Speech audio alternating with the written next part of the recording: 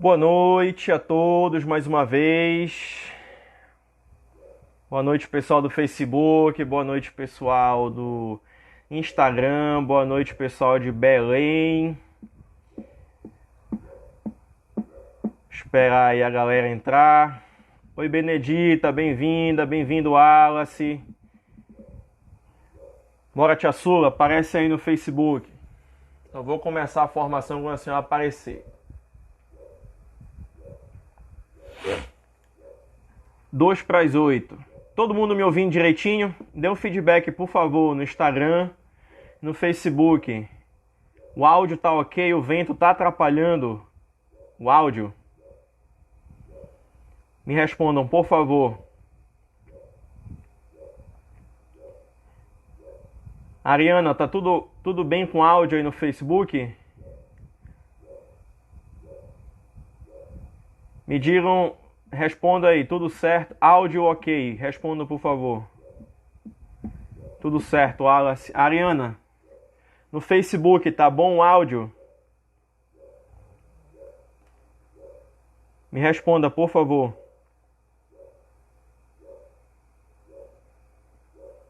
Deixa eu só me dar o feedback aqui no Facebook, tá, gente?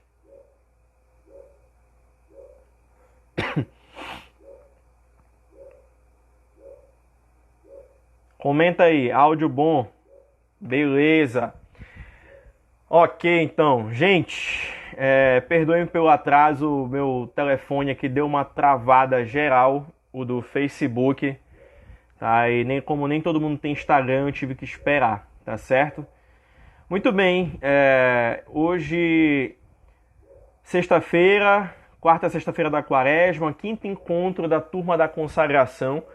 Agora a gente vai passar para o momento de formação, tá bom? Então, sejam todos bem-vindos mais uma vez, tá?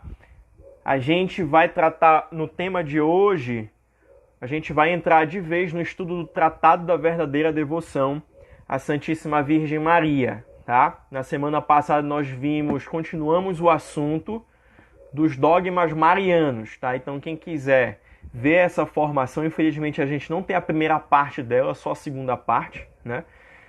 Quem quiser ver a formação, ela está disponível no canal do YouTube lá da CAS, tá? E no Facebook da CAS, os vídeos estão lá. É só ir lá no Facebook em vídeos, tá? É só ir lá no YouTube e pesquisar, tá certo? Aproveitem e sigam o canal da CAS do YouTube, tá? Que a gente vai disponibilizar várias coisas maravilhosas lá ao longo do tempo, tá? Então é a CAS Oficial, o canal do YouTube. Se inscreve lá e ativa o sininho, tá? Para quando tiver postagem chegar, tá? A notificação para vocês, tá certo? Principalmente para quem é da CAS, tá bom? Se inscreve lá e ativa o sininho, tá bom? E no Facebook, dá o like aí na página, tá? E compartilhem, né, gente? Compartilhem as redes sociais, tá certo? As nossas redes sociais que a gente, né, como Deus providencia tudo pro bem, né, a gente vai passar a movimentar mais a partir desse tempo agora, né, aumentar a nossa evangelização também pelas redes sociais, tá certo? Muito bem, então vamos iniciar a nossa formação sobre o Tratado da Verdadeira Devoção, tá bom? Se vocês tiverem dúvida, algum comentário, podem colocar aí, não tenho vergonha. Eu sei que tem 5.000 pessoas online no Brasil todo, gente em Portugal, né, assistindo a formação, tá? Não tenham vergonha de comentar, de perguntar, tá certo? Durante a formação. E se der algum problema com o áudio, tá? Me avisem, por favor, para eu ajeitar e a formação não ser prejudicada, tá bom? Então, se você está deitado na cama, né, eu te recomendo ficar sentado, sentar numa cadeira, tá? Pegar um papel e uma caneta, tá certo? Porque a gente vai ler alguns pontos do tratado e vai tecer comentários, tá certo? Bora começar então. Em nome do Pai, do Filho e do Espírito Santo. Amém. Inspirai, ó Senhor, as nossas ações e ajudai-nos a realizá-las. Para que em vós comece e para vós termine tudo aquilo que fizermos. Por Cristo, Senhor nosso. Amém.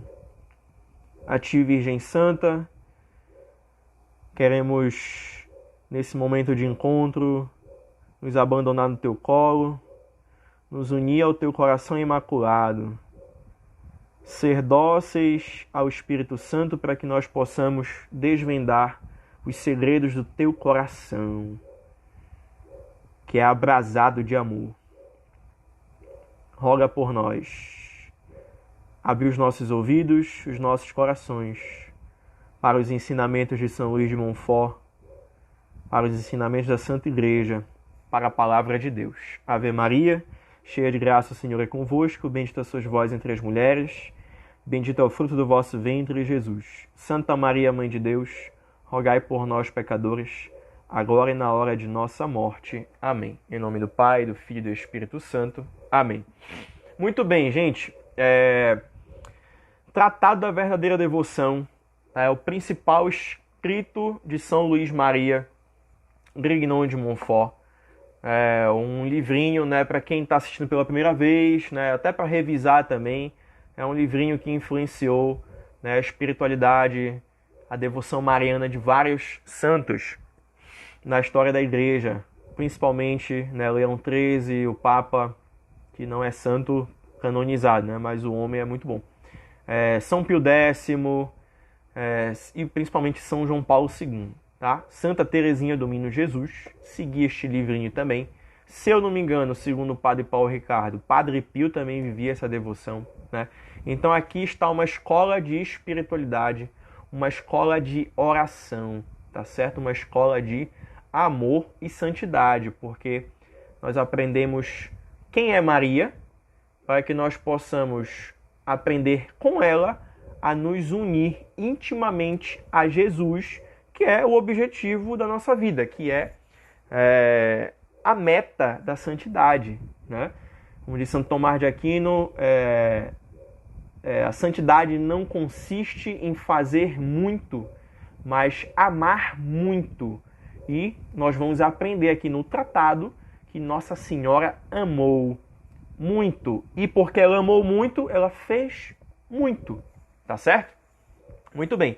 Padre Faber, que faz um prefácio antigo, né, William Faber é um padre inglês, né, um grande autor de espiritualidade. Ele diz, né, que esse livrinho aqui é um livro antes, né, de estudo, mas um livro de oração. Tá? Esse aqui é um livro de cabeceira, gente. Tá? São João Paulo II lia ele todo santo dia. Tá certo? Muito bem, então... quem está no grupo do Formação e da Consagração, se puder disponibilizar o link do PDF que eu compartilhei do tratado para o pessoal acompanhar aí, quem puder fazer essa caridade, eu agradeço, tá? Muito bem. Então a gente vai começar o tratado hoje, né? Não vai dar para concluir o capítulo 1 porque ele é um pouco extenso, tá? Mas nós vamos fazer boa parte dele. Aqui a gente tem 1 hora de limite de tempo, tá? Então provavelmente eu vou precisar dar uma pausada para fazer um segundo tempo. Então a estimativa média para essa formação, tá, é de 1h15 a 1h30. Eu espero concluir em 1h15, tá certo? Muito bem. Então vamos lá na introdução, no primeiro ponto do tratado, tá? Não tem muito mistério, a gente vai estudar o livro. E para estudar o livro, melhor do que só falar sobre ele, é escutar as próprias palavras de São Luís de Montfort, tá? E se for necessário, fazer alguns comentários, tá certo? Vai ser necessário fazer alguns esclarecimentos, com certeza, né? Mas quanto menos eu falar, melhor, né? Muito bem.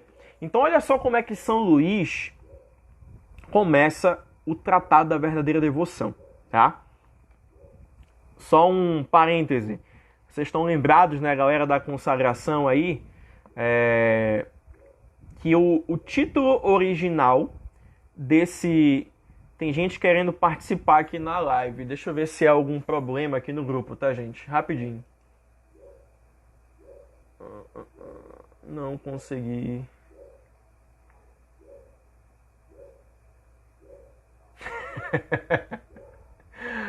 Tutor abençoado é ótimo.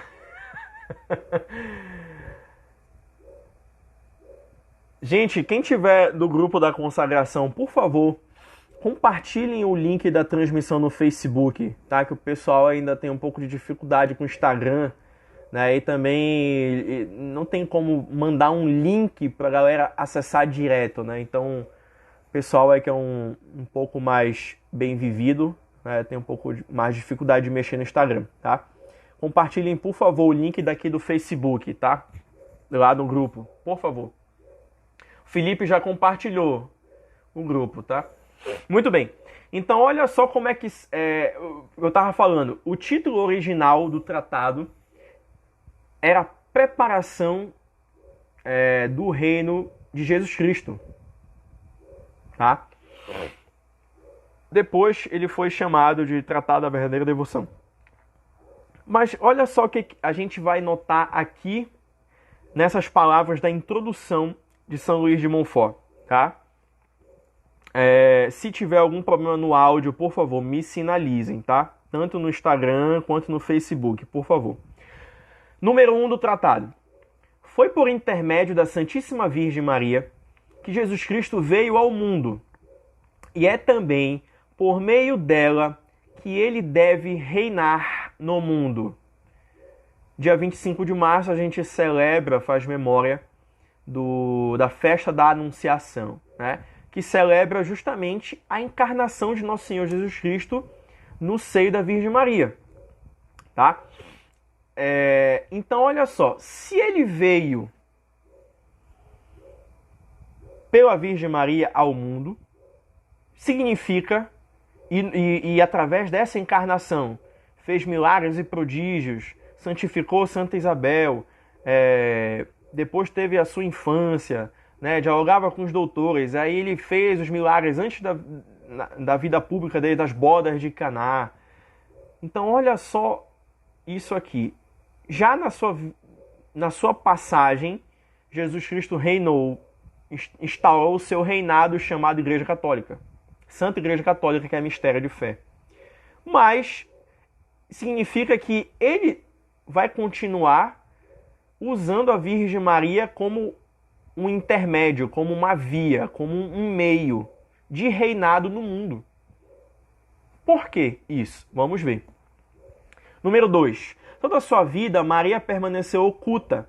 Por isso o Espírito Santo e a Igreja a chamam Alma Mater, mãe escondida e secreta.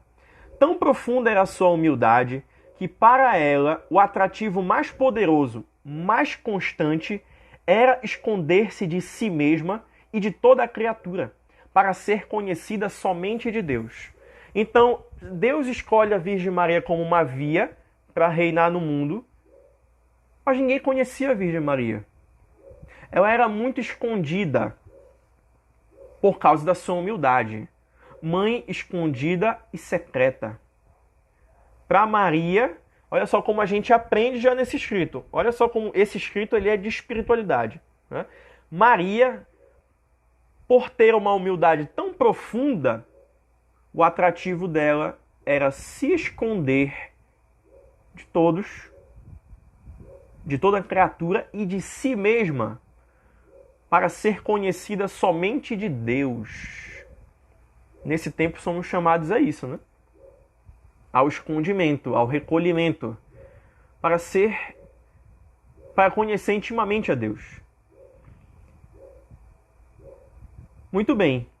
Continuando. Para atender aos pedidos que ela lhe fez de escondê-la, empobrecê-la e humilhá-la, ou seja, Maria pedia isso a Deus, escondimento, empobrecimento e humilhação, por causa da sua humildade, tá? Deus providenciou para que oculta ela permanecesse em seu nascimento. Nós só celebramos, mas nós não sabemos dos detalhes, né? Na vida dela, a infância de Maria, de certa forma, é desconhecida. Os mistérios de Maria, a ressurreição de Maria e a sua assunção. Nós não sabemos os detalhes, como sabemos de Jesus Cristo. E isso tem uma razão. Oi, Dani, tudo bem? Dani Souza. Isso tem uma razão. Tudo isso tem uma razão dentro do mistério de Deus, do desígnio divino. Tá? Esse escondimento e esse essa humilhação de Maria?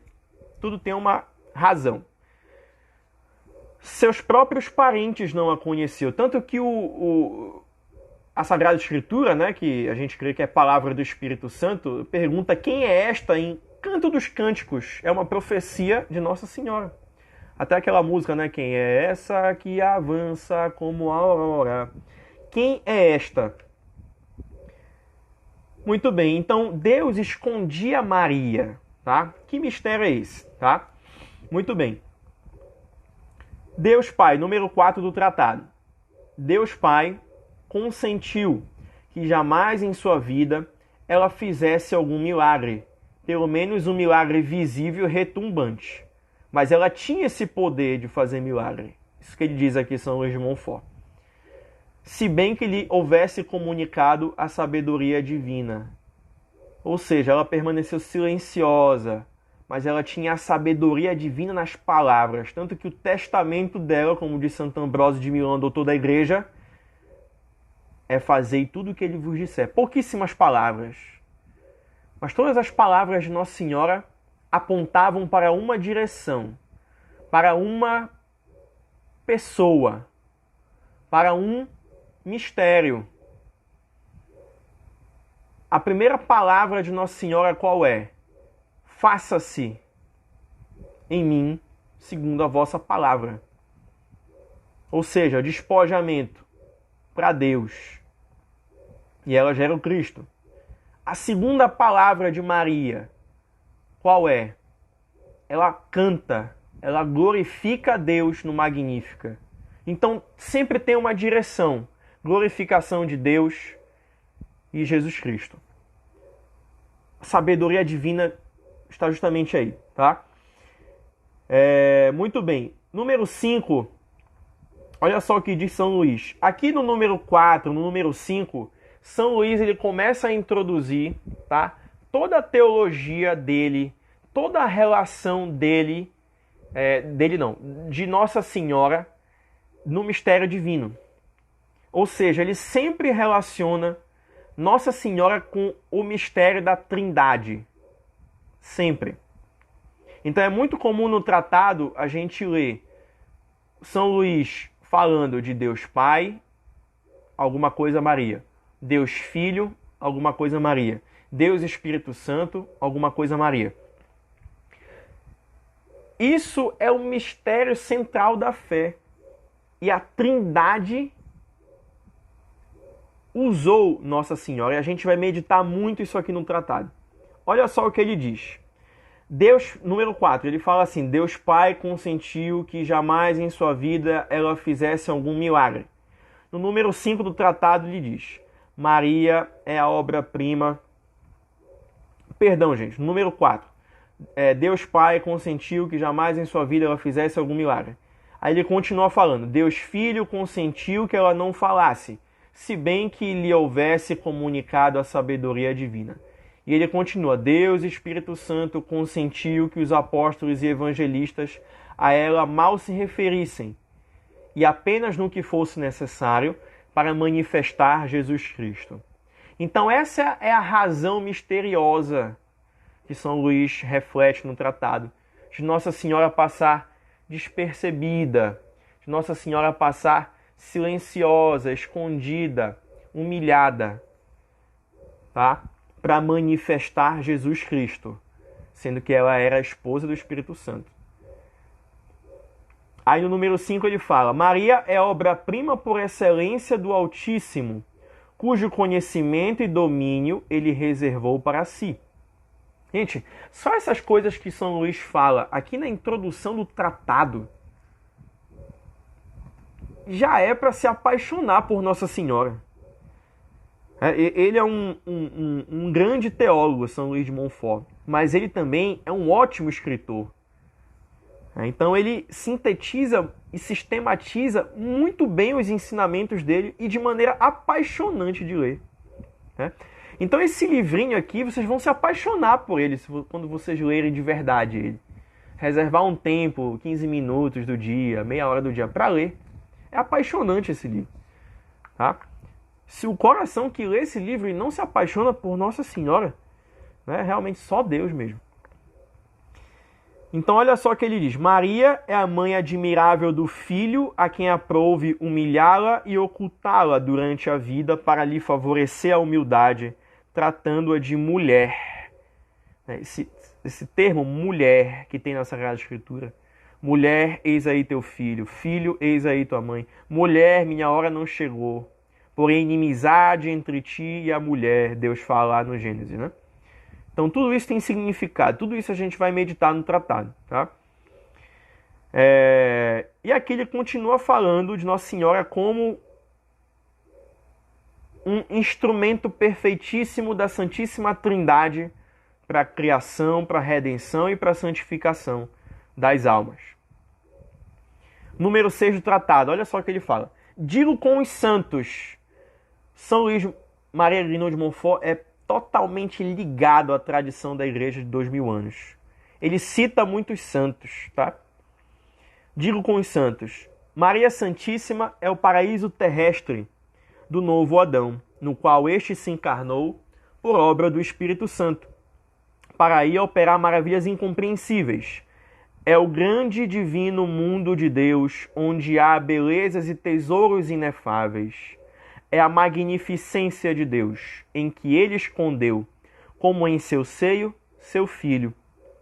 Único e nele tudo que há de mais excelente e precioso. Deus escondeu no seio da Virgem Maria, na alma da Virgem Maria, no coração da Virgem Maria, todas as suas maravilhas. E o que é lindo disso aqui é que o mistério da Trindade, gente, o mistério da Trindade consiste no seguinte: o Pai, quem ama, ele gera em toda a eternidade o seu Filho, que é o amado. Ele dá tudo o que tem ao seu Filho. Seu poder criador, seu poder santificador, tudo. Ele não reserva nada para si. A ponto de que o Filho é o pensamento do Pai. Ou seja, como diz Jesus, eu e o Pai somos um. Então esse é o amor perfeito. O amor perfeito, o que ele faz? Ele une o amante ao amado, tornando-os tão unidos, tão semelhantes, tão em comunhão, que é como se eles fossem um. E esse mistério de fé da Santíssima Trindade, ele é a luz do sacramento do matrimônio. Sereis uma só carne. E esse Filho, que é o pensamento do Pai, ele se encarna, se encerra no ser da Virgem Maria, no ser, em todas as suas faculdades, em todas as suas potências. Por isso que ele fala aqui que ela é a magnificência de Deus, é o grande divino mundo de Deus, porque é onde Deus se encarna e habita corporalmente.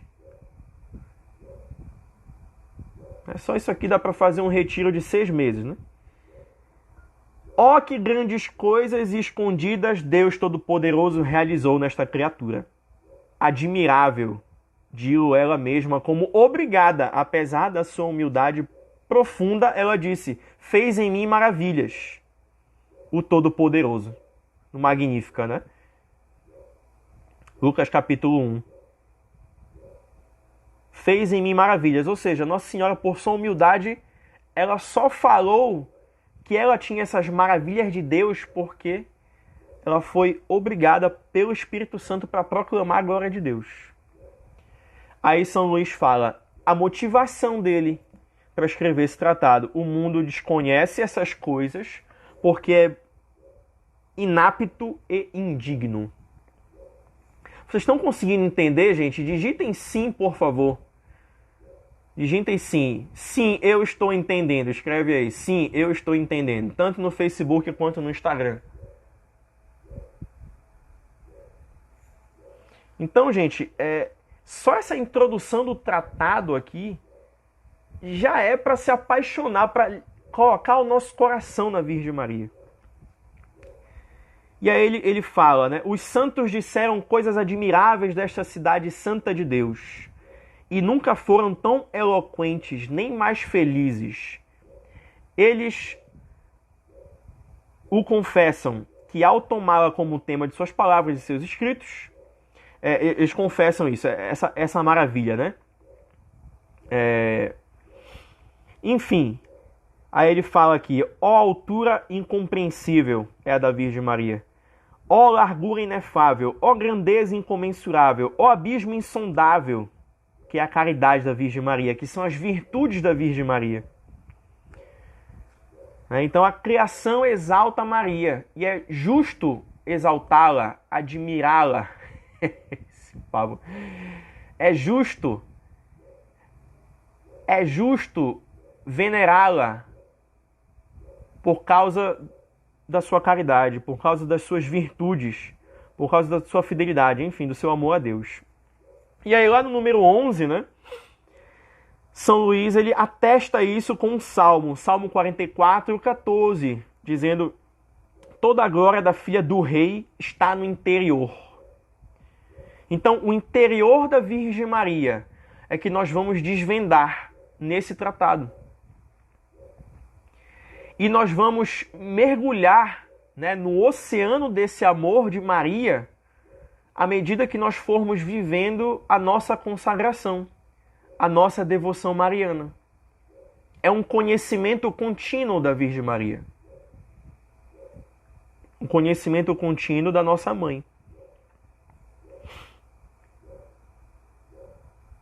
Esse conhecimento que desconhecem as fracas criaturas incapazes de penetrar o segredo dos segredos do Rei. Quem é que sonda os segredos de Deus é o Espírito Santo. Por isso é o esposo de Maria. Ele vai nos dar essa intimidade com a Virgem Maria. Tá? Muito bem. No número 12 ele chama aqui Maria de o milagre dos milagres da graça, da natureza e da glória. A gente vai entender esses termos, o que significa a natureza, a graça, a glória. Tá? E ele fala aqui aquele ponto do catecismo que a gente viu lá, pessoal da consagração. Tá? A fé na Virgem Maria ilumina a fé em Jesus Cristo. Ele diz aqui, se quiserdes compreender a mãe, compreendei o filho. O filho. Eles que são uma só carne, Maria e Jesus. Estava vendo uma cena da Paixão de Cristo do Mel Gibson ontem. E é o melhor filme de todos os tempos, gente. Vocês têm que assistir esse filme, é obrigatório, cai na prova, tá? Por favor. Tem que assistir esse filme antes da quaresma, tem que assistir 3 vezes. É o número da perfeição. O número do Pai, do Filho e do Espírito Santo. 3 vezes a Paixão de Cristo do Mel Gibson, tá? Jesus lá na cruz e Nossa Senhora olhando para ele e ela fala: eu sou carne da tua carne. Aquilo ali é... Meu Deus do céu. Então compreendei o filho e compreenderá a mãe. Por quê, gente? Porque ela é perfeita imitadora de Jesus. Quando a gente medita o Evangelho, medita Jesus Cristo, nós vamos ver onde foi que aquela perfeitíssima humanidade aprendeu. Foi na perfeita educação dela. É por isso que Maria é caminho perfeito, seguro, rápido e fácil para a santidade. Caminho seguro, tá? E a gente vai falar muito disso no tratado. Tá certo? E aí, no número 13, ele faz assim: quando, portanto, e é certo, o conhecimento e o reino de Jesus Cristo tomarem o mundo, será como uma consequência necessária do conhecimento e do reino da Santíssima Virgem Maria. Por isso que o tratado tinha esse nome, Preparação do Reino de Jesus Cristo. Por quê? É porque nós vamos desvendar aqui o reino da Virgem Maria. É quando ela reinar que Jesus Cristo vai reinar. No mundo, nos corações, nas realidades, nas famílias, em todo lugar. É no reinado da Virgem Maria. Quando o Imaculado Coração da Virgem Maria triunfar, que é isso que vai acontecer, Jesus Cristo vai triunfar, vai reinar. Tá certo? Então, o reino de Jesus é consequência do reino da Virgem Maria. Tá? E assim a gente entra de fato no tratado, no capítulo 1, onde nós vamos ver a necessidade da devoção à Santíssima Virgem Maria. Gente, o recado dessa formação já está no título do tratado da editora Vozes, tá? Porque tem outros tratados que tem a edição que tem a titulação dos capítulos diferentes, tá? Necessidade da devoção à Santíssima Virgem Maria. Ela é necessária, a devoção à Santíssima Virgem Maria. Necessária. Isso significa dizer que ela não é opcional, que ela não é uma escolha pessoal, ela não é um carisma, ela não é uma forma de rezar, de ser cristão, de ser católico. Ela é necessária, ela é a identidade do catolicismo, a devoção mariana. Porque o primeiro mistério, o primeiro pilar que sustenta a nossa fé católica é a encarnação. E essa encarnação se deu através da Virgem Maria. Por quê que isso aconteceu pela Virgem Maria? Não perca as próximas formações que eu vou explicar. É necessária a devoção mariana. Vamos ver com São Luís. Olha como São Luís começa o tratado. Olha como São Luís ele é certeiro nas palavras. Certeiro nas palavras. Tá? Deixa eu só mandar aqui um WhatsApp no grupo aqui, rapidinho. O pessoal tá com dificuldade de acessar aqui a live.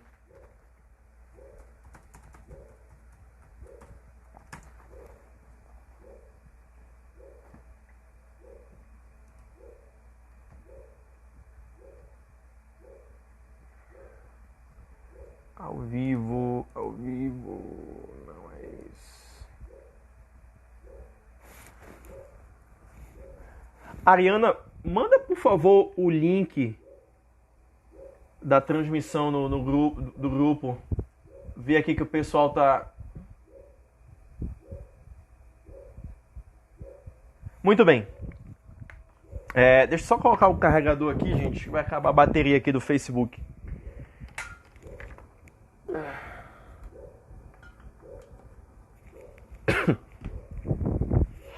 Ver como é que eu vou apoiar aqui agora.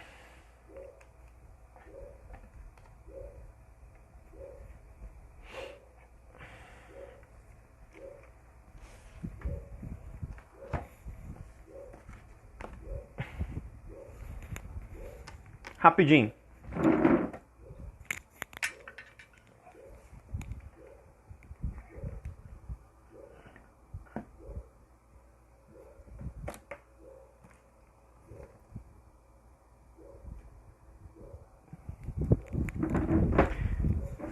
Eu não sei por que eu não tinha feito isso antes, mas tudo bem. Ficou bem melhor posicionado aqui. Tá, então olha só como é que São Luís começa o tratado.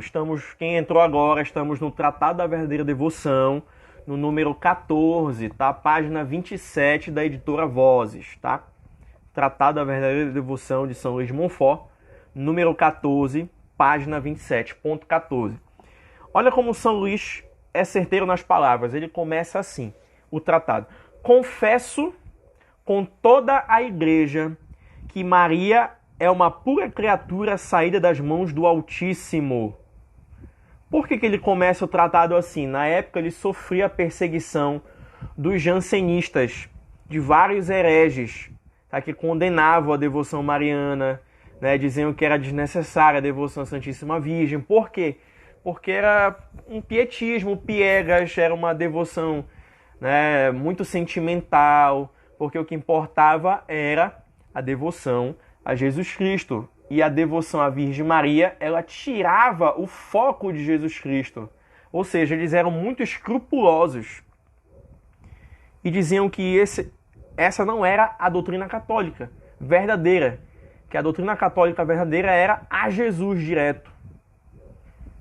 Ou seja, era um fideísmo, né, muito grande. E diziam, né, que não era ensinamento da igreja. Essa devoção mariana exagerada, a gente admira a Virgem Maria, gente. Então São Luís ele lidava com tudo isso, né? Ele condenava isso. Então, para testar que a posição dele era a posição da igreja, ele começa: confesso com toda a igreja que Maria é uma pura criatura saída das mãos do Altíssimo, tá? Muito bem. E aí ele continua, ou seja, é uma pura criatura. Criatura. Só que nesse primeiro ponto, né, já mostra que o ensinamento da igreja ele é muito claro. Nossa Senhora não é deusa, não é digna de latria, de culto, de adoração. Ela é criatura. Mas assim como a gente venera a nossa mãe, que nos educou, que nos nutriu, nós veneramos Nossa Senhora. Só que muito mais, obviamente, mas tem motivos, razões históricas, razões teológicas, né? Gente, a gente admira, né, qualquer coach que fala uma palavra que faz todo sentido da nossa vida, a gente passa a admirar, passa a seguir o cara, passa, né, a ver live dele, passa a dedicar tempo e atenção a ele, ou seja, uma admiração. Por que eu não vou admirar Nossa Senhora, que disse o sim dela, que salvou a minha vida, né? Então, a doutrina da igreja e São Luís, eles são muito claros em relação a isso. Maria é criatura, saída das mãos do Altíssimo. Comparada, portanto, à majestade infinita, ela é menos que um átomo. É antes um nada, pois só ele é aquele que é. Êxodo, capítulo 3, versículo 14. Eu sou aquele que sou. Só ele é aquele que é. Comparada a Deus, ela é menos que um átomo, Nossa Senhora. Todos nós sabemos disso, todos nós cremos nisso.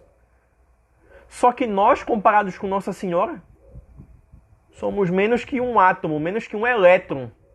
Nem peso tem, comparado com Nossa Senhora. Comparado às nossas virtudes, se é que temos, comparado com as virtudes de Nossa Senhora, o nosso coração, comparado com o coração de Nossa Senhora, a nossa pureza, os nossos pensamentos, nossa sabedoria, nossa obediência, nossa fidelidade, comparados com o de Nossa Senhora, somos menos que elétron. Quem é da área de química aí, se tiver alguma partícula menor que o elétron, um peso mais desprezível, digite aí. Eu esqueci o nome. Muito bem.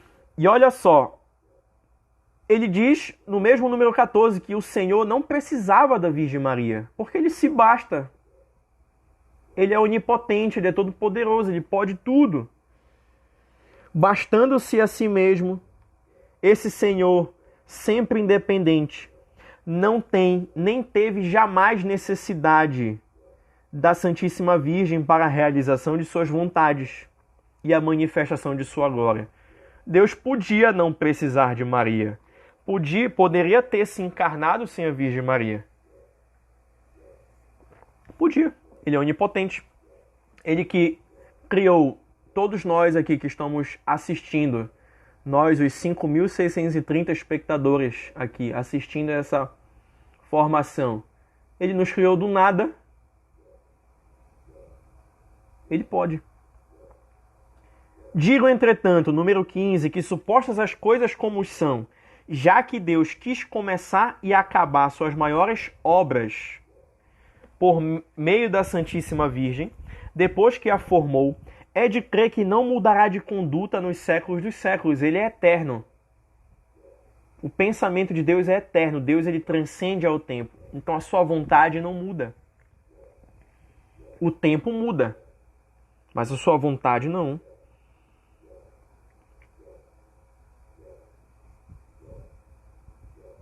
Quis começar e acabar suas maiores obras por meio da Santíssima Virgem, depois que a formou, é de crer que não mudará de conduta nos séculos dos séculos. Pois é Deus imutável em sua conduta e em seus sentimentos. Gente, isso aqui é doutrina pura. Teologia pura de São Luís de Montfort. Aquilo que eu falei para vocês na formação passada de dogmas marianos. Não podemos separar teologia de espiritualidade. Não podemos separar dogma de oração. Não podemos separar doutrina de piedade.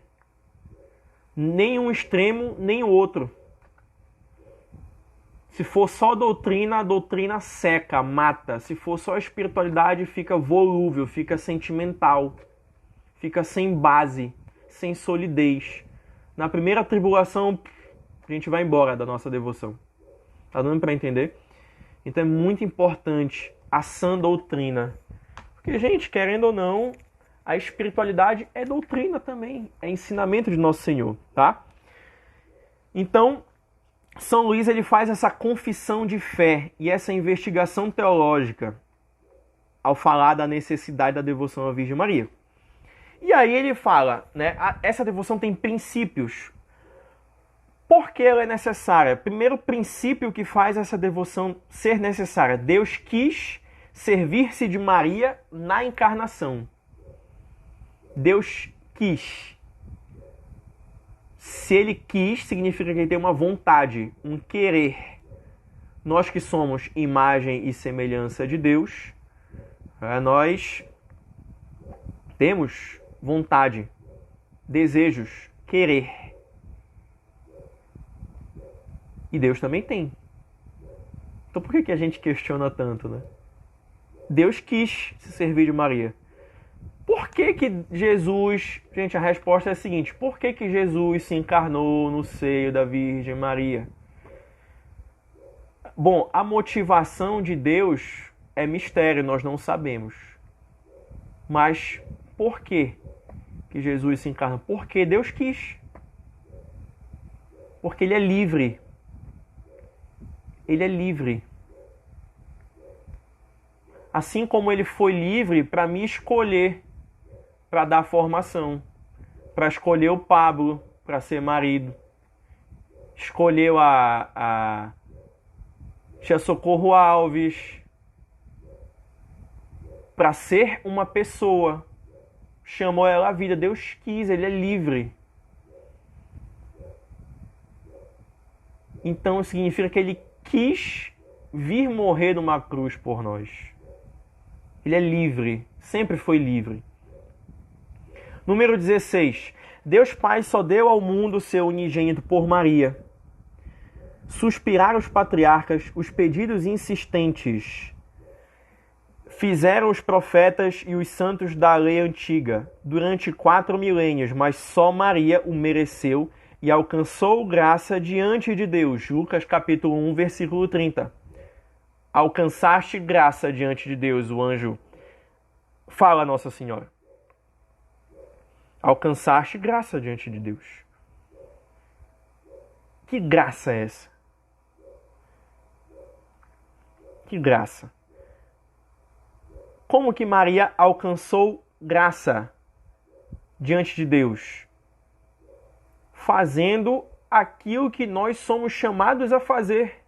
Vivendo aquilo que nós somos chamados a viver. Pela sublimidade, pela força de suas orações e pela sublimidade de suas virtudes. Se a gente rezar e tomar vergonha na cara de se converter e lutar para ter virtude, renunciar ao pecado, renunciar aos nossos vícios e lutar para ter virtude, nós alcançaremos, como a Virgem Maria, graça, santidade, oração e virtude. Porque o mundo era indigno, diz Santo Agostinho, de receber o Filho de Deus diretamente das mãos do Pai. Ele o deu a Maria a fim de que o mundo o recebesse por meio dela. Quando o anjo sauda Nossa Senhora, Haire Kekaritomene, é o hebraico, né? Eu aprendi a falar com o padre Paulo Ricardo, mas eu não sei falar hebraico, tá, gente? Haire, uma saudação real. Nossa Senhora ela se espanta por causa da saudação que era digna para uma realeza, para uma rainha, para uma pessoa muito importante. O Ave, o Alegra-te, cheia de graça. Esse cheia é repleto, plenitude, transbordante. Não cabe mais graça naquele recipiente, mas continua sendo derramado, transborda. Está cheio. Permeia todos os ambientes de graça. Nossa Senhora se espanta com isso. E o anjo fala, alcançaste graça diante de Deus. E aí acontece na anunciação a encarnação do Verbo, né? E aqui a gente está vendo que na encarnação, São Luís ele já coloca a participação da Santíssima Trindade no mistério da encarnação. Deus Pai só deu ao mundo o seu unigênito por Maria. E aí ele continua. Em Maria e por Maria é que o Filho de Deus se fez homem para a nossa salvação.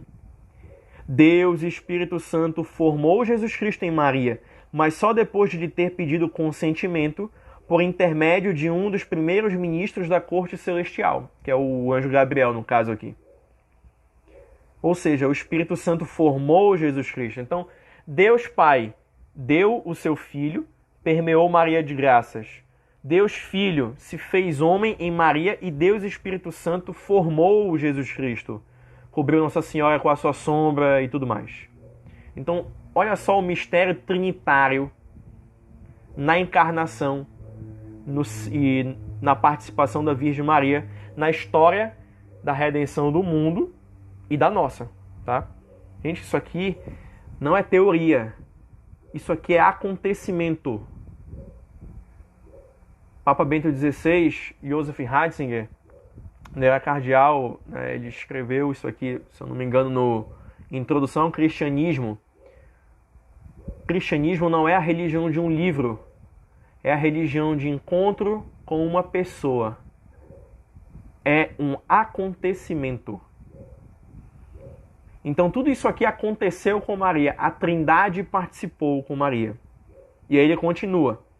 Deus Pai transmitiu a Maria sua fecundidade, na medida em que a podia receber uma simples criatura, para que ela pudesse produzir o seu filho e todos os seus membros de seu corpo místico. Jesus, eu e você. Então ele concedeu essa graça para Maria da fecundidade para gerar o Cristo, o Verbo encarnado, o Salvador da humanidade e os outros Cristos, que somos nós, para gerar a cabeça e os membros do corpo místico, que é a Igreja Católica. Tá dando para entender, gente, isso? Eu tô sendo claro na leitura ou tá muito rápido? Digitem para mim se tá dando para entender. Dando para entender. Se tiver rápido, escreve tá rápido. Se tiver lento, escreve acelera mais. Escreve aí, por favor. É muito ruim não falar pra tela. Tô acostumado a olhar nos olhos. Não me deixem no vácuo, por favor. Escrevam aí. Vocês, 5.630 pessoas. Alguém escreve aí, por favor. Muito bem.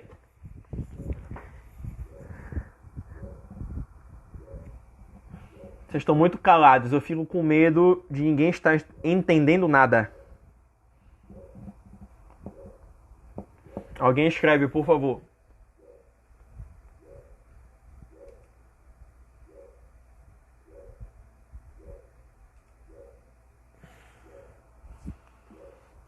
Tá bom.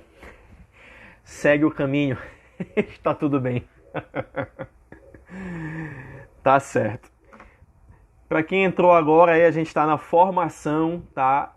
No 5º encontro da primeira turma de consagração a Nossa Senhora da Acás, tá? Número 18 do tratado. Deus Filho desceu ao seio virginal, qual novo Adão no paraíso terrestre, para aí ter suas complacências e operar em segredo maravilhas de graça.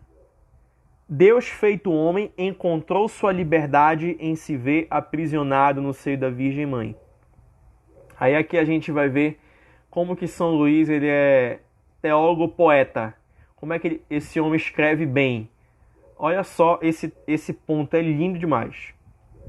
Deus, feito homem, encontrou sua liberdade em se ver aprisionado no seio da Virgem Mãe. Patenteou a sua força em se deixar levar por esta Virgem Santa. Força e se deixar levar. Achou sua glória e a de seu Pai, escondendo seus esplendores a todas as criaturas deste mundo, para revelá-las somente a Maria. Glória vem do grego doxa, tá? Que significa brilho. Brilho, aquilo que se manifesta, que todo mundo vê, que atrai a atenção de todo mundo. Glória. Né? E ele encontrou a sua glória se escondendo. Glorificou sua independência e majestade dependendo desta Virgem amável.